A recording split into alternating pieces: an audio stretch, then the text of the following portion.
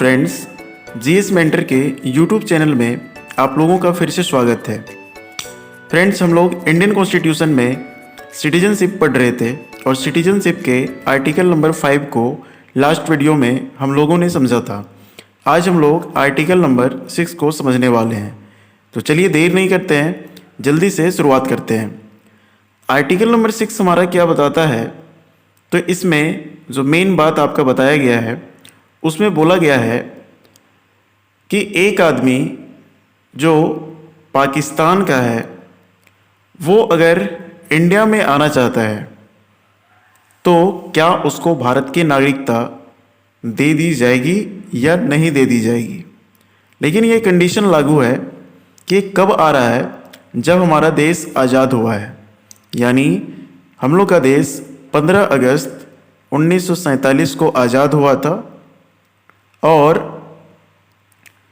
इस समय आपको पता होगा कि भारत और पाकिस्तान का पार्टीशन भी हो चुका था। तो इस तिथि के आसपास के दिनों में और 26 जनवरी 1950 जब हमारे देश के कॉन्स्टिट्यूशन को लागू किया जा रहा था, इन सालों के दौरान अगर कोई आदमी पाकिस्तान से भारत की ओर प्रवर्जन कर रहा है, यानी उधर से आ रहा है, तो क्या उसको भारत की नागरिकता दी जाएगी या नहीं दी जाएगी। इसी के बारे में हमारा आर्टिकल नंबर 6 बताता है। तो फ्रेंड्स, एक चीज़ यहाँ पर हम लोग पहले समझ लेते हैं कि किन कंडीशंस में इनको नागरिकता दिया जा सकता है। वो सब सारे देखने से पहले हम लोग यहाँ पर देखते हैं कि हमारा भारत का स्वरूप क्या था। जब हमारा पाकिस्तान भारत से अलग नहीं हुआ था, उस समय मैप कुछ इस तरीके से था। लेकिन जब पाकिस्तान भारत से अलग हुआ तो उस समय मैप हमारा यहाँ पर क्या हो गया, यहाँ पर एक पार्टीशन का लाइन आ गया, जिसको हम लोग रेड क्लिफ लाइन के नाम से जानते हैं। अब वैसे लोग जो अखंड भारत में रहते थे वो यहाँ पर भी रहते होंगे और यहाँ पर भी रहते थे, जिनको पता नहीं था कि आगे चल करके हमारा जो भारत है इस तरीके से 2 भागों में डिवाइड होगा। तो कुछ लोग यहाँ पर भी रहते थे, कुछ लोग यहाँ पर भी रहते थे। लेकिन जब 15 अगस्त 1947 का समय आया तो इस समय देखा गया लोगों के द्वारा कि भारत 2 भागों में बंट चुका है। तो कुछ लोग यहाँ से यहाँ आने के लिए सोचने लगे। इधर से इधर आने के लिए जिनकी ममता भारत से जुड़ी हुई थी, वो चाह रहे थे कि हम इधर ना रहें, क्योंकि ये पाकिस्तान बन चुका था और ये पाकिस्तान से आना चाह रहे थे इधर। तो अगर ये इधर से इधर की ओर आएंगे, भारत की ओर आएंगे, तो क्या इनको भारत की नागरिकता दी जा सकती थी या नहीं दी जा सकती थी। ये आर्टिकल हम लोगों को यही चीज़ बताता है। तो इसके लिए 3 कंडीशन रखा गया।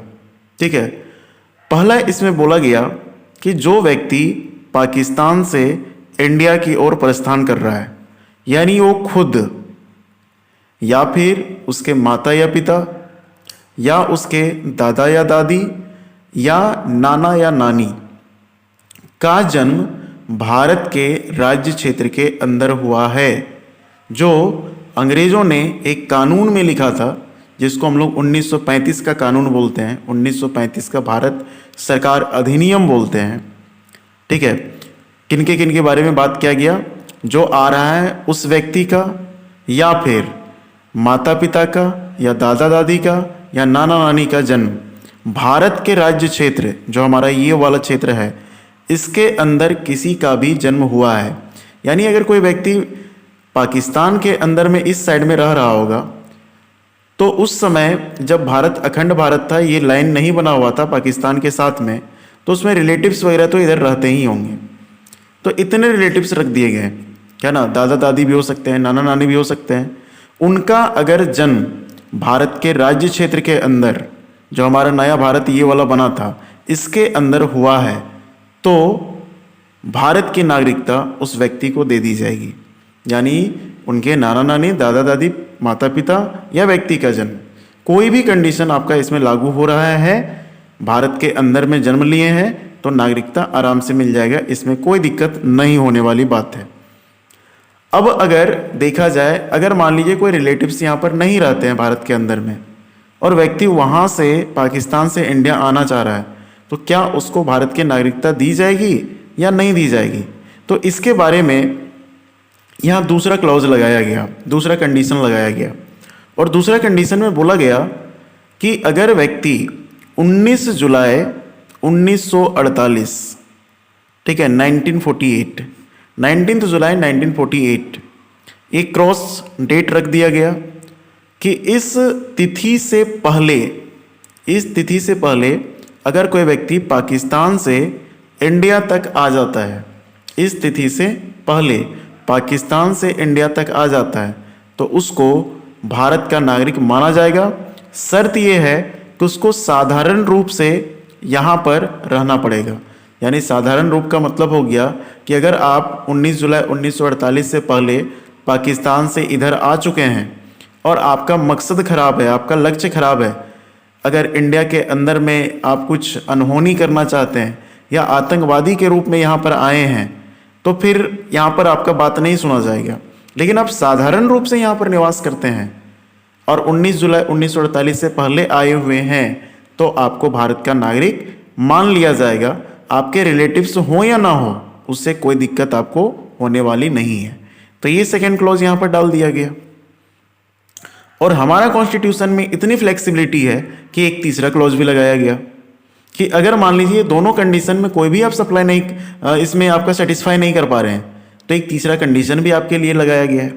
और तीसरा कंडीशन में लगाया गया कि अगर 19 जुलाई 1948 से पहले भी आप नहीं आ पाए हैं, ठीक है, और आपके रिलेटिव्स भी यहाँ पर नहीं हैं जिनका जन्म भारत के अंदर में हुआ है, तो आपके लिए कंडीशन क्या रहेगा कि आप आइए ना, 19 जुलाई 1948 के दिन भी आइए और इसके बाद भी आइए, लेकिन आपको पहले 6 महीना रहना पड़ेगा यहाँ पर।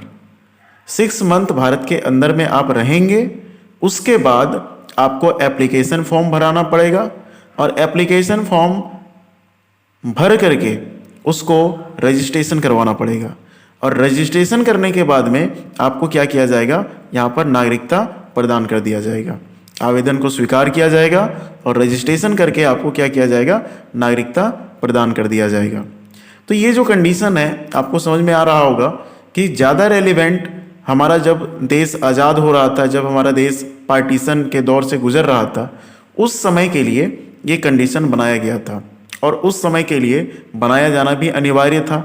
नहीं तो कितने लोगों को हम लोग यहाँ पर प्रवेश देते हैं और कोई भी शर्त नहीं लगाते हैं, तो सब लोग हो सकता था कि इधर आ जाएं और उससे हमारे देश में प्रॉब्लम हो सकता था। इसलिए कुछ मिनिमम कंडीशंस यहाँ पर हमारे कॉन्स्टिट्यूशन बनाने वालों ने रख दिया, जो एक बेहतर प्रयास माना जा सकता है। आशा करते हैं आर्टिकल नंबर 6 बहुत अच्छे से आपको समझ में आ गया होगा। तो मिलते हैं नेक्स्ट आर्टिकल के साथ, तब तक अपना ख्याल रखिए। Have a nice day. Thank you.